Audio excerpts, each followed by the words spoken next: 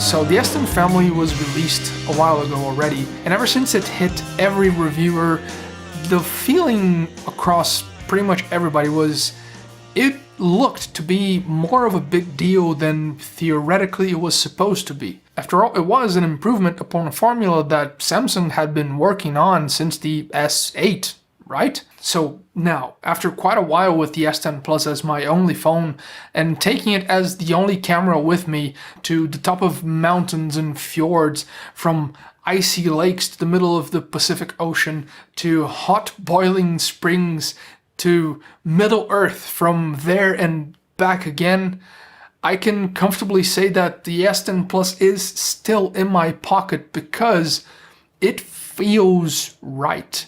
That formula, Samsung has basically worked it to a point where to actually achieve perfection, they will probably have to buy out Google's Pixel division just to be able to get their hands on that pesky camera algorithm.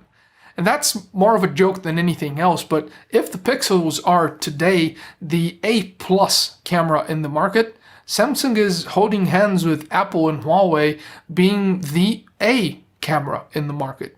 And quite frankly, for most, if not all scenarios you would be using your camera in, it's really hard to need or want more than that.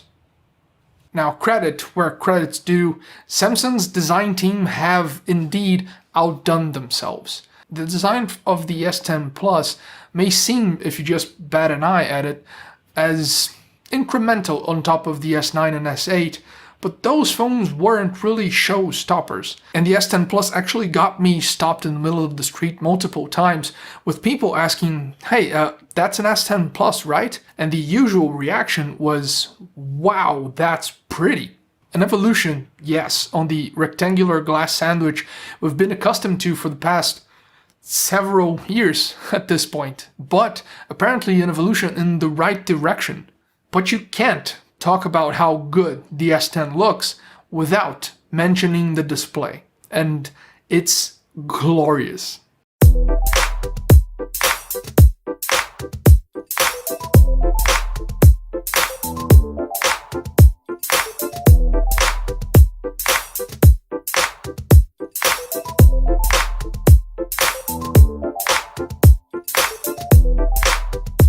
Absolutely stunning. It feels like everything you look at, it's popping off of your screen right in front of your eyes. And it is indeed brighter than it should even need to be, because you don't actually need to use full brightness, even in direct sunlight, to be able to use your phone.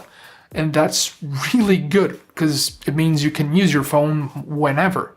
And I 100% agree with Mr. Mobile on this one, because even the oleophobic coating that Samsung applied to the S10 family feels a little different.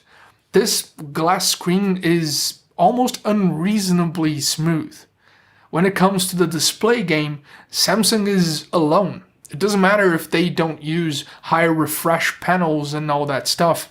There is no competition here.